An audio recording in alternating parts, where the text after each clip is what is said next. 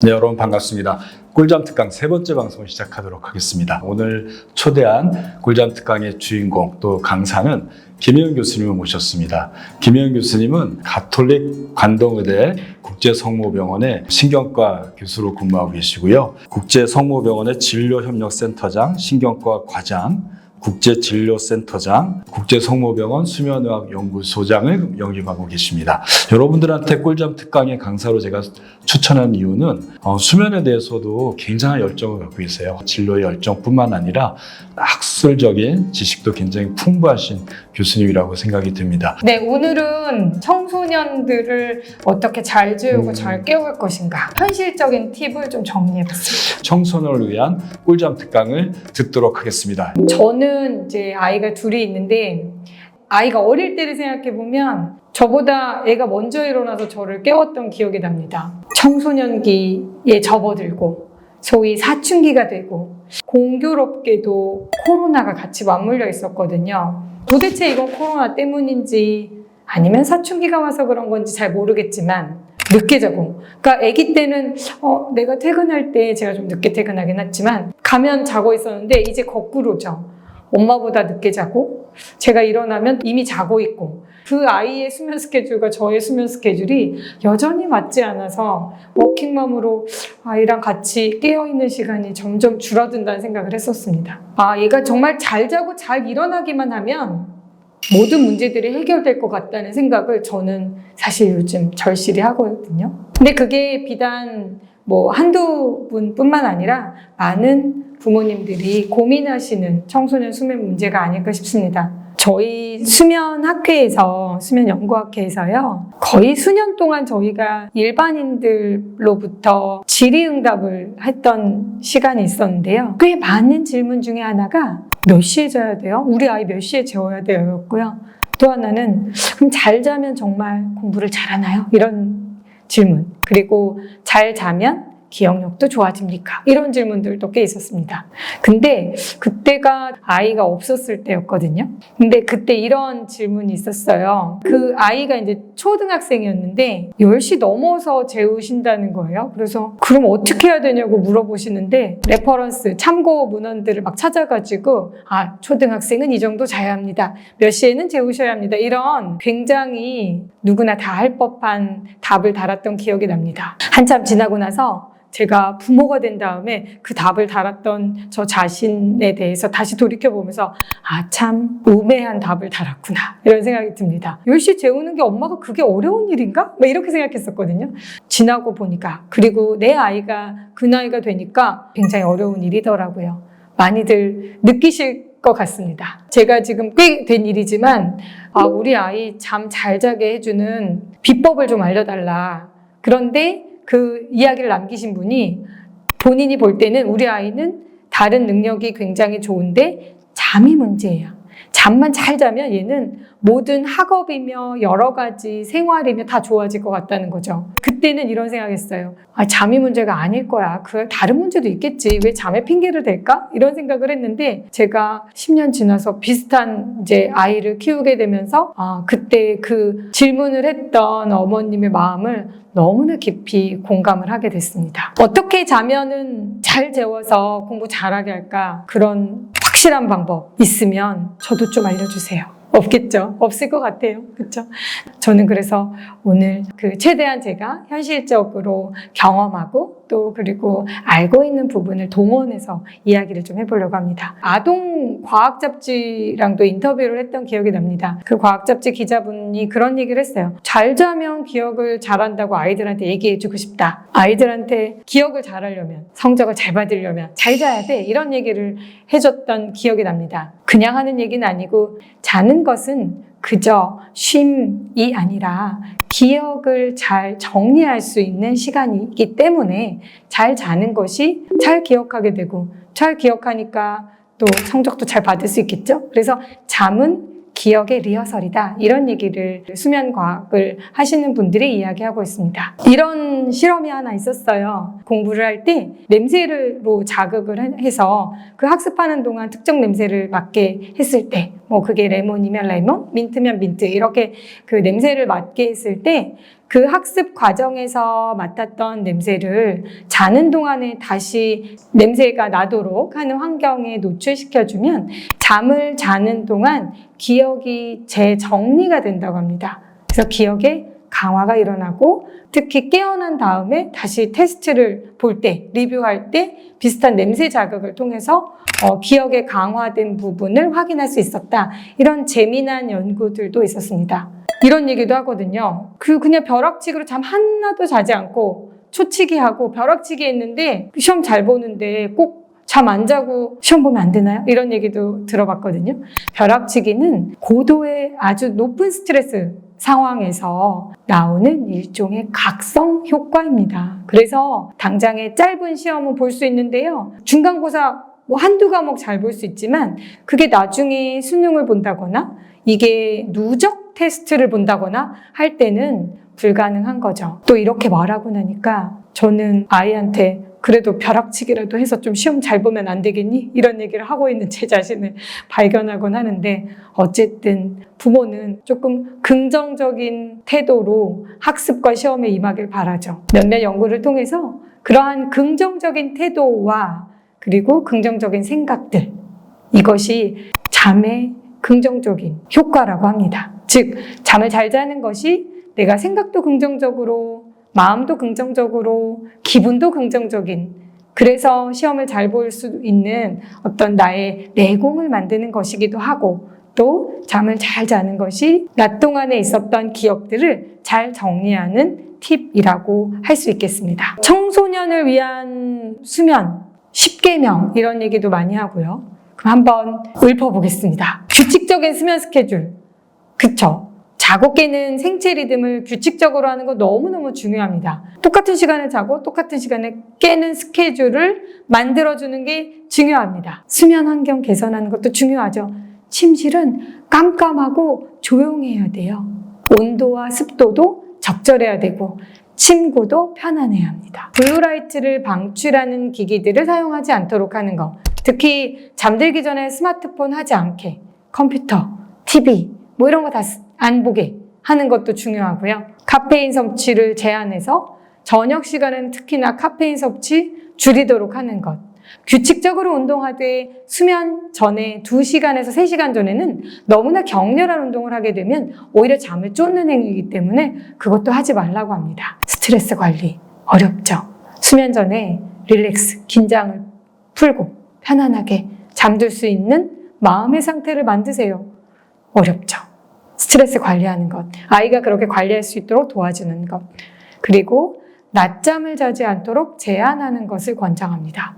수면 루틴, 잠들기 전에 일정한 루틴을 갖도록 하는데 그 루틴이 명상이어도 좋고 스트레칭을 하거나 아주 가벼운 늘 읽는 베드타임 북이라고 외국에서는 이제 잠들기 전에 읽는 동화, 아이들은 동화를 많이 읽어주기도 하시죠.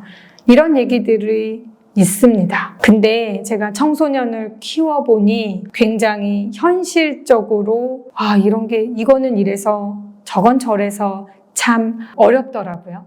그래서 오늘은 제가 수면을 공부해보고 수면에 어려움이 있는 환자를 만나고 여기다 플러스로 그런 어려움이 있는 청소년을 키워보면서 조금 더 현실적인 팁 딱 5가지만 드리려고 합니다. 첫 번째, 침대에서 그렇게 공부를 하려고 하더라고요. 그래서 침대에서 공부할 수 있도록 뭘 사달래요. 무릎 위에 올려놓는 랩탑 올려놓는 무슨 테이블 같은 것도 사달라고 하고 네, 사주지 마세요. 침대에서는 잠만 자게 해주세요. 침대에서 공부 안 하도록. 혹시 침대 위에 누워서 이렇게 기대가지고 무릎에 올려놓는 안진뱅이 책상 같은 거 올려져 있으면 얼른 치우세요. 두 번째, 낮잠은 절대 재우지 마세요. 아이고, 이것도 너무 어렵더라고요. 현실적이지 않던 시절에는 낮잠은 절대 재우시면 안 돼요. 이렇게 했겠지만 지금은 조금 타협을 해서 30분 이내로 자고 2시 이전에 짧게 자라. 너무 편안하게 침대에서 자라고는 안 합니다. 카우치가 있으면 카우치에서 또는 저희 집은 이제 조그만 이런 소파 같은 게 있어서 거기 소파에서 잠깐 이렇게 완전히 밤잠처럼 자는 건 아니고 아주 짧게 2시 이전에 30분 이내로 자라. 이렇게 타협을 아이랑 해보세요. 카페인. 저는 낮잠은 타협하지만 카페인은 타협하지 않습니다. 보통 몸무게당 한 2.5g까지는 오케이다 하는데 사실 수면에서는 특히 청소년은 카페인을 섭취하지 않는 것을 추천하고 있습니다. 특히나 저희 아이도 되게 밤에는 잠이 안 온다고 하고 아침에 못 일어나고 이런 청소년을 키우고 있다면 카페인을 좀 멀리하도록, 이것도 굉장히 어렵죠. 적게 마시도록. 그리고 아이들이 마시는 음료들을 한번 체크해 보세요. 가끔 저는 이제 같이 편의점 가서 네가 평소에 먹던 음료를 골라봐 이런 얘기도 하거든요. 그럴 때 그 뒷면에 보면 다 카페인 용량이 이렇게 써 있거든요. 그러니까 카페인 용량도 한번 같이 확인하고, 카페인 타협은 없지만 너무 저항이 세다면 카페인 함량을 같이 확인해 보시는 것도 좋겠습니다. 네 번째, 너무너무 중요한데요. 햇빛을 쬐라고 얘기를 하거든요. 햇빛 자체가 가지고 있는 스트레스를 완화하는 효과, 그리고 수면을 개선하는 효과, 햇빛과 관련된 멜라토닌 조절의 효과, 여러 가지가 있죠. 청소년들의 햇빛은 어떻게 하면 쬐 수 있을까? 저희 아이 스케줄을 보니까 중학생인데 월, 화, 수, 목, 금 중에 하루 빼고 4일이 체육 시간이 있더라고요. 하주 체육복을 입고 가서 그때 알았습니다. 아, 체육 시간이 이렇게 많이 배치되어 있구나. 그리고 일부러 그러셨는지 모르겠지만 저희 아이 스케줄 보니까 그래도 꽤 낮 시간에 체육이 있어요. 보통 점심시간 전후로 체육이 있고요. 아이랑 그런 얘기를 했습니다. 야, 점심시간하고 체육시간은 건강한 햇빛을 만날 수 있는 절호의 찬스야. 그때 나가서 햇빛을 많이 쬐렴. 엄마가 얘기하면 잔소리 같으니까 싫어하지만 그래도 이런 잔소리들이 귀에 못이 박히도록 들으면 아이가 조금이라도 변화하지 않을까라는 생각하고요. 엄마 난 밤에 잠이 안 와. 뭐 이런 이야기를 하는 아이라면 엄마가 그러면 너 점심 먹고 친구랑 점심시간에 운동장 한 바퀴, 두 바퀴 돌아보렴. 이렇게 제안해 주시는 건 어떨까 싶어요. 마지막 팁입니다. 스마트 기기를 멀리하세요. 이건 어떠세요? 너무 어렵거든요. 스마트 기기를 멀리할 수가 없는 상황이 되었습니다. 코로나 때 원격 수업 이런 것 때문에 우리 아이들은 스마트 기기가 더욱더 친근해졌죠. 몸에서 떼지도 않아요. 그래서 늘 붙잡고 있습니다. 그리고 제가 하는 방법은 뭐냐면요. 멀리는 못해요. 못하더라고요. 그걸 멀리하게 하려고 싸우다가 오히려 이 서로 감정만 상하고 감정이 상하니까 더 잠을 안 자. 막 이런 일이 생기거든요. 악순환이에요. 그래서 저는 타협을 했습니다. 잠들기 30분 전에는 안 보고 듣기만 하자. 뭐 그때 듣는 음악 뭐 이런 것도 좀 몇 개 제안해봤는데 전혀 말을 안 들어서 어쨌든 저는 숙면을 위해서 스마트 기기 멀리하는 것은 꼭 필요한 일이다. 하지만 아이들이 멀리하기 어렵잖아요. 과제도 있다고 하고. 그래서 스마트 기기를 내 몸 근처에 있어야 된다면 그때는 그냥 이렇게 뒤집어 놓고 빛에는 노출되지 말고 듣기만 하자. 자, 타협한 것은 잠들기 30분 전에는 듣는 것만 합시다. 이렇게 해서 타협을 했습니다. 잠을 잘 자는 꿀팁들 중에서요. 조금 더 현실적인 팁, 조금 타협하는 팁, 이렇게 5가지를 제안 드려봤습니다. 여러분들 꿀잠 특강 잘 들으셨나요? 오늘은 우리가 아이들한테 충분하게 수면 시간을 확보해주고 건강하게 잘 자도록 하는 게 그 아이가 낮에 정상적인 활동을 하는데 도움이 되고 기억력을 향상시키고 창의력을 높이고 또 공부도 잘하는 가장 좋은 꿀팁인데 그게 좀 어려운 우리 현실을 감안해서 좀 현실적인 문제를 좀 찾아보자 합니다. 일단 아이들은 기본적으로 좀 늦게 자고 늦게 깨는 성향을 갖고 있잖아요. 네, 맞습니다. 그래서 저녁형 인간이 청소년의 한 60-70%가 늦게 자고 늦게 깨는 패턴을 갖고 있는 아이들이 과연 잠이 안 오는데 스마트폰의 유혹을 물리칠 수 있을까요? 어렵죠. 아이들은 기본적으로 잠자는 시간이 뒤로 밀려 있으니까 늦게 자고 또 아침에 엄마가 겨우 깨서 학교에 보내면 못다한 잠은 학교에서 자고 네. 학원에 저녁 시간에 학원에 갈 때는 머리가 이제 맑아질 때니까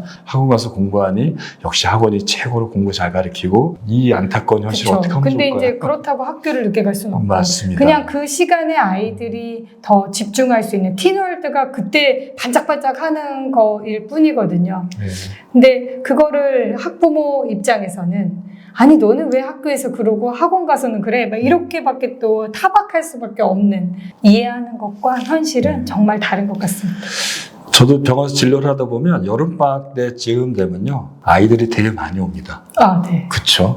우리 아이가 기면병이라고 생각되셔서 부모님들이 선생님한테 상담받고 학교에서 너무 좋다고 그래서 병원에 데려오세요. 실제로 얘기를 많이 들어다 보면 뭐 비슷하죠? 네. 들어다 보면 정말 아이는 수면 부족이고 네. 학교 가서 졸 뿐인데 기면병이라고 될 정도로 너무 많이 조는 우리의 현실에 아이들이 있는 것 같아요.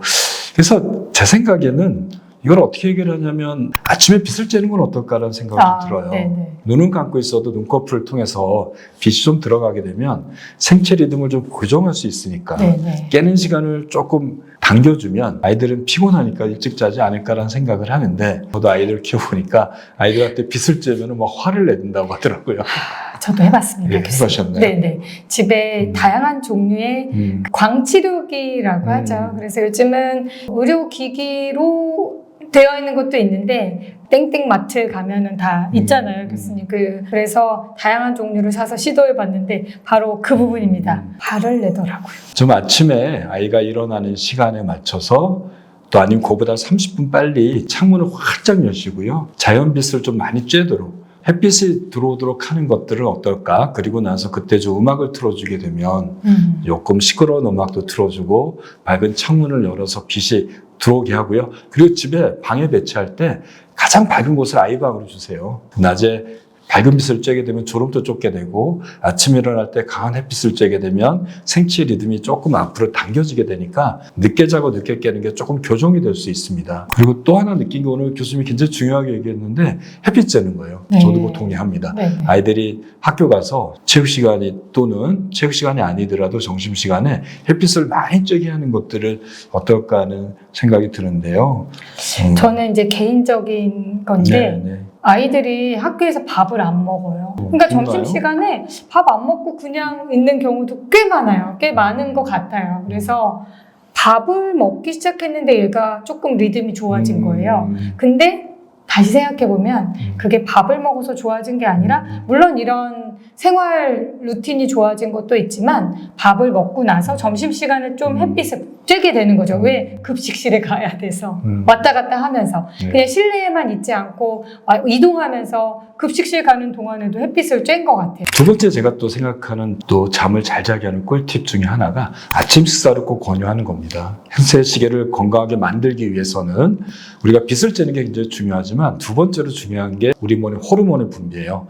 또 다른 내부적 인자가 바로 식사입니다. 우리가 시상하부라는 거는 우리가 음식을 먹으면 굉장히 활성화돼요. 시상하부가 활성화되면 생체시계도 깨어지게 되거든요. 그래서 아침에 꼭 아이들을 식사를 시키시도록 하십시오. 제일 많이 듣는 얘기 중에 하나가 안 먹어. 이거. 네. 음식 관련돼서 하나 좀 더 말씀드리면 아이들이 학원 갔다가 집에 10시, 11시, 네. 12시에 들어옵니다. 저녁 늦게 탄수화물을 섭취하게 되면은 그걸 소화시키기 위해서 위장과도 작동돼야 되고요. 그것들을 조절하는 생체시계도 계속 켜져서 본인은 피곤해서 잠을 드는데 깊은 잠을 잘 못 자게 됩니다. 배가 네. 더부룩하고 소화도 아직 안 된 상태에서 아침에 깨어났으니 입맛이 없으니까 또 아침을 안 먹어요. 그래서 저녁에 배가 고파서 음식을 찾는다면 콘프레이크 같은 거는 견과류가 많이 들어있어서 너무 달지 않은 정도를 우유하고 섞어서 먹는 거 정도는 큰 문제는 없고 좀 단백질 위주로 조금 허기만 면할 정도로 먹게 한다면 보다 좋은 수면과 건강도 유지할 거라고 생각이 됩니다. 김혜연 교수님이 실제로 아이를 키우는 엄마의 입장으로서 수면을 연구하고 또 수면 환자를 진료하는 의사와 연구자 입장으로서 굉장히 중요한 5가지를 말씀해 주셨습니다. 침대에서는 다른 거 하지 말고 잠만 자라. 네. 맞죠? 네. 두 번째는 낮잠은 30분 내로 제한해라. 네. 오후 2시 이전에. 세 번째는 커피는 절대 타협을 하지 않아야 된다. 네. 그죠? 네 번째는 햇빛을 많이 쬐게 해라. 5번째는 스마트 기계. 네. 자기 전에 최소한 30분 전에는 스마트폰을 끄고 일기를 적거나 다음 일과를 좀 정리하는 시간으로 아이하고 타협을 하라. 현실적인 얘기를 해주셨고, 제가 조금 추가한 거는 아침 식사를 꼭 지켜라. 네. 라는 거죠. 또 야식을 먹지 않도록 권고해달라. 네. 이런 얘기를 제가 조금 첨언했습니다. 요즘 아이들이 마음도 많이 힘들잖아요. 네. 그래서 사실 이것도 수면 시간을 조금만 늘리거나 수면 건강이 조금만 좋아지면 또 마음 건강도 좋아진다는 그런 연구 리포트들도 꽤 많거든요. 그래서 저희가 드린 이러한 팁을 가지고 다들 수면도 건강하고 마음까지 건강해졌으면 좋겠습니다. 예, 오늘 끝까지 경추인식 꿀잠 가족 여러분 안녕히 주무시고요. 이상 마치도록 하겠습니다.